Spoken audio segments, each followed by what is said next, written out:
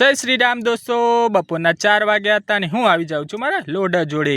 નીકળી જઈએ છીએ આજની લોકેશન ઉપર, જ્યાં પૂરવાની હોય છે ઘરની પોરણી। તો આવીને જ હું ચાલુ કરી દઉં છું તેમાં માટી નાખવાનું। આ વચ્ચેનો રૂમ સૌથી મોટો હતો, પેલી બાજુ પડી હતી માટી, એટલે પહેલાં વચ્ચેનો રૂમ પૂરીએ છીએ। તો એક પછી એક બકેટ નાખીએ જઈએ છીએ અને આખો રૂમ ભરવાનું શરૂઆત કરી દઈએ છીએ। પહેલાં નાખીએ છીએ આગળની બાજુ અને થઈ જાય છે બંને રૂમમાં અડધાર જેવી માટી। હવે વધ્યા હતા 4 ફેરા માટી, જે આપણે લાવ્યા હતા સવારે, તો એ પણ ચાલુ કરી દઈએ છીએ તેમાં નાખવાની।